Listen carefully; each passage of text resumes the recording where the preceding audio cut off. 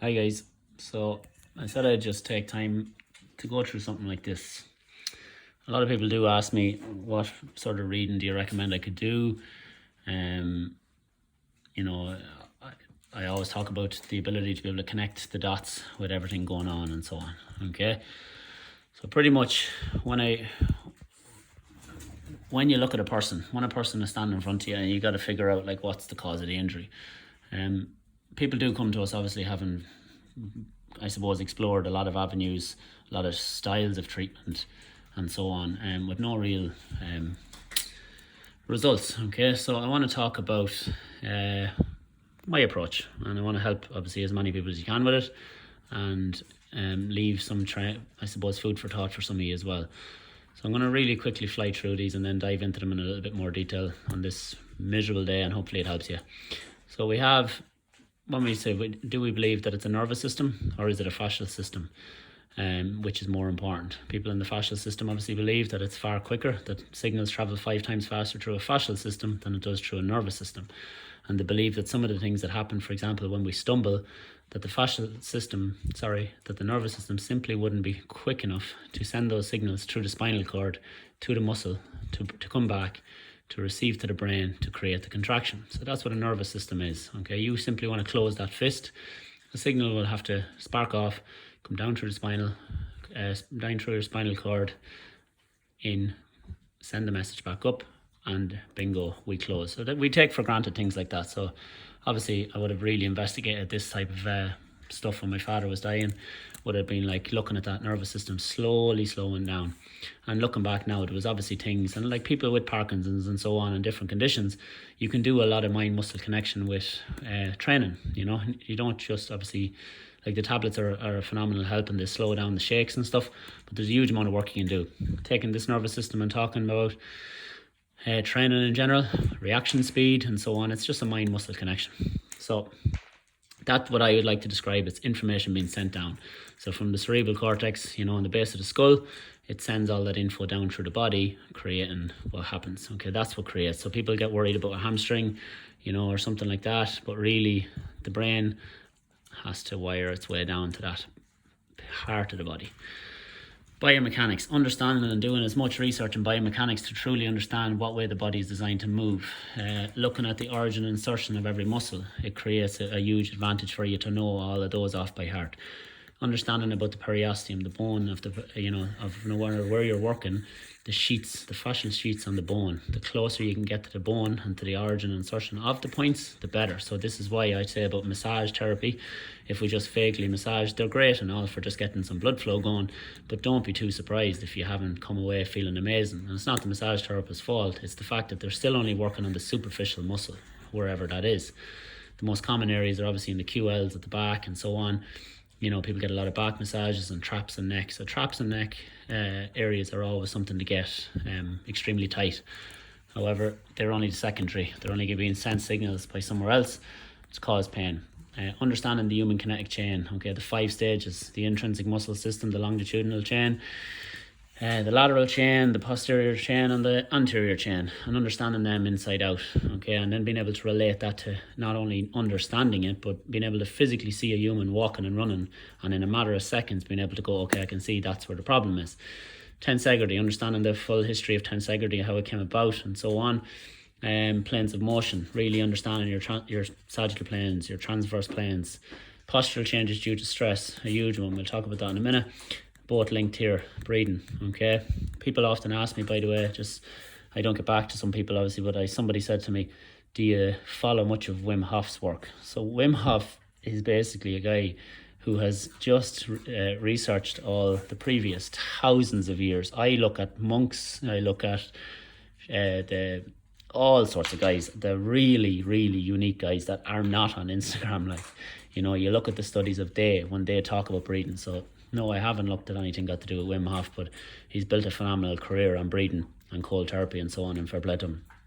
But guys, this information in the 20th century and 21st century and so on, like, it's so far back. It dates, like, human biomechanics dates back as far as 1865, where a man believed that the body was the same as machines and we have pistons and all this type of stuff and that they work in tandem, and that was later proved wrong obviously by more divulged information on a human connect chain, and then tensegrity and so on. So GTOs and muscle spindles. GTOs, Golgi tendon organs, okay, muscle spindles. Their job is there, basically a little quick example to keep it simple is if you go to kick a ball or kick out a hamstring like you would in a warm-up, if we didn't have these, we basically be able to kick ourselves in the head. So it wouldn't send a signal to say create contraction. So they work in a couple of ways, but if a hamstring was accelerating through, it sends information to the brain to basically talk or to let it know how fast that contraction is happening. If it's too much, well then the GTOs will kick in and so on and create inhibition by creating the antagonistic contraction.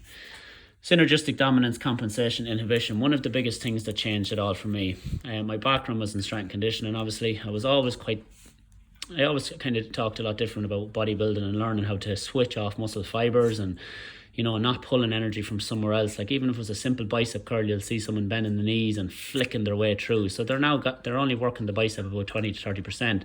When truly if they could get into an isolated pattern, and that's why bodybuilding became the way it is. We've really tried to isolate muscles, and the bodybuilding machines are great because they isolate muscles. So functional training doesn't give you the same physique look because you can't put all the energy to it. Some guys have made a career out of it, like, and gone solely into technique. Just can't think of the name now, but always works out of the gym in I'm just gone blank. Oh my god. Gold's Gym, over in whatever.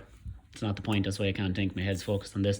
But however, he's an absolute legend at tweaking exercise and manipulating exercise to isolate lats and traps and so on. Extracellular matrix, not going to go too much into this one here, okay, something if you want to read up on. The basics, like absolutely, like as a PT, and like this is the problem with PT courses, like they don't even talk about upper and lower cross syndromes, like it's the absolute, you're only scratching the surface with this stuff. But it's all about the anterior tilt, you know. So anterior tilt of the pelvis or upper lower cross syndrome, too far forward with a stooped posture, if you like. So the whole phone era and the laptop era, sitting at the desk. But we as a nation and we as a world have then tried to come up with every single exercise, right, to actually combat this stuff. So we talk about when you're sitting at the desk for too long and we come up with exercises. That's fine and all, but at the end of the day, when we go back to a therapy format, do we know exactly what muscles, okay, are causing the contraction, which is causing inhibition or weakness? So in the top clinics, you'll talk about glute failing, okay? We'll look at a posture and we'll say you've a hip drop here on this tiny little muscle here, right? But nothing to say about the broken collarbone at age 12 that technically is completely still out of place. It's nothing to say about the lateral shift of the atlas bone or any of these bones here from a whiplash injury in a car crash, which is sending the signals down through the body wrong. So we talk about an anterior chain and so on, a posterior chain, lateral chains, whatever it is, like we have to look more. If we go down to my lovely drawing of the feet, this is an ape, by the way. Anyways, we'll go back to the drawing of my feet. So what we're talking about is energy travelling up. So yes, a lot of people, and Florence Cohen, girl that I have went on a course with and speak to all the time, she's an absolute genius, and the way she talks about the body is just class. Like, I mean, it's the language she uses is just unbelievable. And she talks about energy travelling up, and energy travelling up is all about, you can imagine if you broke your big toe, like we know the connections. We go back to even a kinesiology study, and we talk about kinesiology and how it's going to affect right up through. Now, this is all physical so far what I've talked about. So fulcrum or a core, like even a fighter jet, this is what I found fascinating when I was studying all of this other stuff about the history of biomechanics and so on. A fulcrum, like a fighter jet has to have a fulcrum. It has to have a core. So when a fighter jet does a roll in the air or it does a big circle in the air, it has a center point. A compass has a center point. A clock has a center point. It all is connected. Like everything is just fascinating how it's connected. Gravitational forces, the energy coming down on top of your body all the time, crushing that posture. This is why we do all the stuff with the bands. Like we're trying to restore this biotensegrity in the structure. Okay, we have to put all the limbs back in neutral. That is the goal. Okay, and once we get back to neutral, we don't have tension and compression. So that tight hamstring you're stretching before every single match and getting rubbed, will you just try and find the tension, which is what I personally do. And I was in our clinics, don't know about others, but I can only speak for myself. We get rid of that tension, which means you no longer have to continuously stretch this muscle.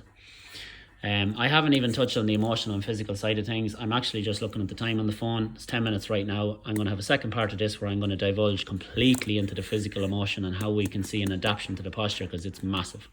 Hope that helps. Past a few minutes here or there.